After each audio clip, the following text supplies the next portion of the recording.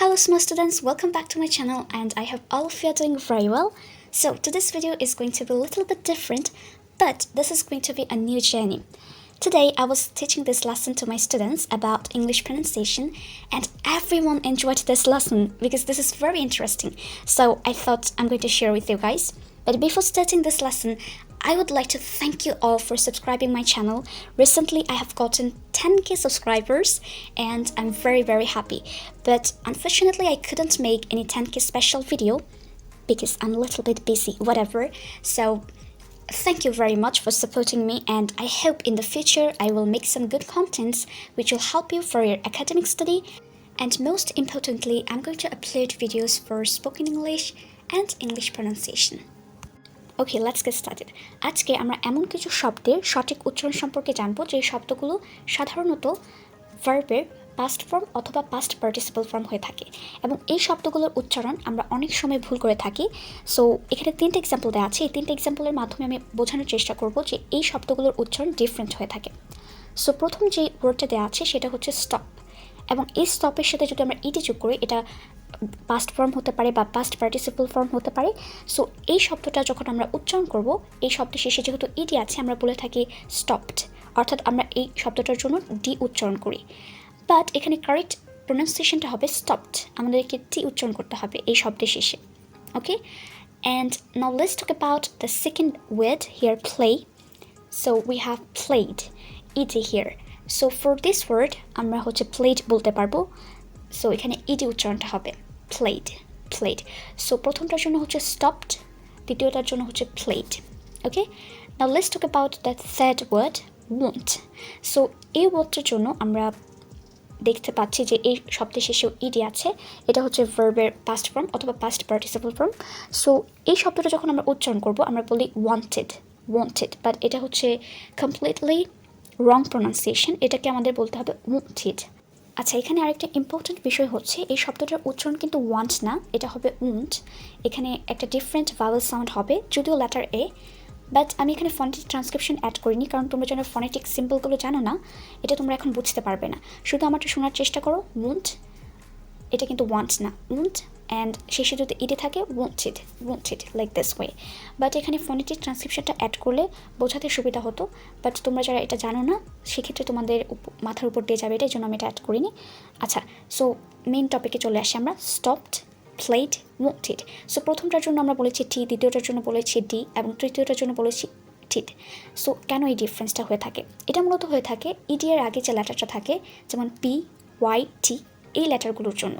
So এখন আমরা রুলসগুলো জানবো যে কেন আমরা উচ্চারণগুলো ডিফারেন্টলি করছি, একটার জন্য ডি উচ্চারণ করছি, একটার জন্য টি উচ্চারণ করছি এবং আরেকটার জন্য টি উচ্চারণ করছি। সো কোন শব্দগুলোতে tea or D or it উচ্চারণ করব, এটার জন্য তিনটা রুলস আছে। সো এখন আমরা ফার্স্ট রুলটা সম্পর্কে জানবো। আচ্ছা, আমাদের ফার্স্ট রুলটা হচ্ছে কখন আমরা ইডি থাকলে টি এর মতো উচ্চারণ করব। সো এক্ষেত্রে যখন ইডি থাকবে কোনো একটা শব্দের শেষে এবং তার পূর্বে অর্থাৎ ইডি এর আগে যখন একটা ভয়েসলেস সাউন্ড থাকবে তখন ইডিটা টি এর মতো উচ্চারণ হবে। আচ্ছা, এখন আমি একটা কথা বলি, ভয়েসলেস সাউন্ড কি? কারণ ভয়েসলেস সাউন্ডটা আমরা অনেকে বুঝতে পারি না। সো যেই লেটারগুলো উচ্চারণ করলে তোমার গলায় কোনো প্রকার ভাইব্রেট সৃষ্টি হবে না, যেমন ধরো পি এর জন্য পা, কে এর জন্য কা, বা এফ এর জন্য ফা, বা এস, সি, এইচ, এই যে লেটারগুলো আছে বা সাউন্ডগুলো আছে এগুলো উচ্চারণ করলে দেখবে তোমার গলায় কোনো প্রকার ভাইব্রেট সৃষ্টি হবে না। এটা তুমি ফিল করতে পারো, তুমি তোমার গলায় হাত দিয়ে টাচ করবে, তারপর পা, কা, ফা এটা উচ্চারণ করবে, দেখবে কোনো প্রকার ভাইব্রেট সৃষ্টি হচ্ছে না এবং তুমি কোনো কিছু ফিল করছো না।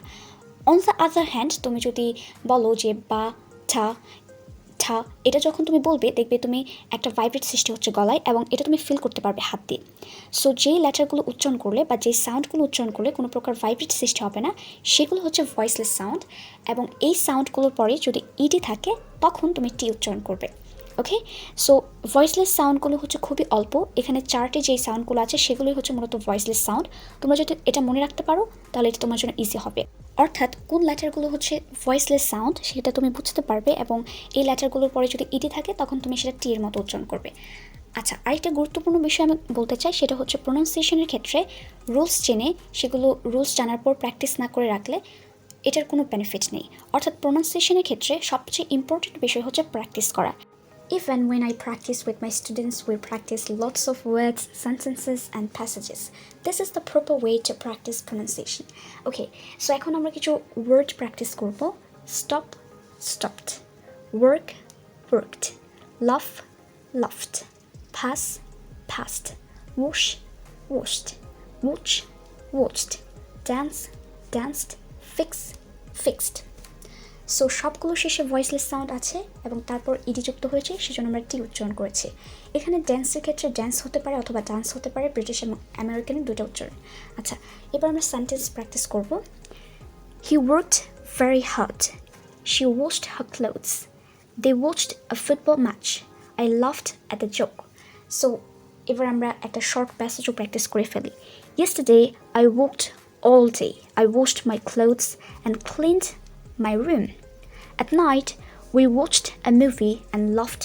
সো এখানে যেহেতু আমরা ফার্স্ট রুলের জন্য প্যাসেজ প্র্যাকটিস করেছি, সো সবগুলোর ক্ষেত্রে ভয়েসলেস সাউন্ড আছে এবং আমরা টি উচ্চারণ করবো। সো সবগুলোর জন্য আমি টি উচ্চারণ করেছি। ওয়ার্কড, ওয়াশড, ক্লিনড, তারপর ওয়াচড, লাভড, সবগুলোর জন্য টি হবে। সো এটাই হচ্ছে আমাদের ফার্স্ট রুল এবং আজকে আমরা শুধু ফার্স্ট রুলই পড়বো। অর্থাৎ ফার্স্ট রুলে যে ওয়ার্ড, সেন্টেন্স এবং প্যাসেজটা আছে সেটা তোমরা প্র্যাকটিস করতে পারো এবং এই ধরনের শব্দগুলোর জন্য টি উচ্চারণ করবে। সো আজকে শুধু এটাই থাকবে।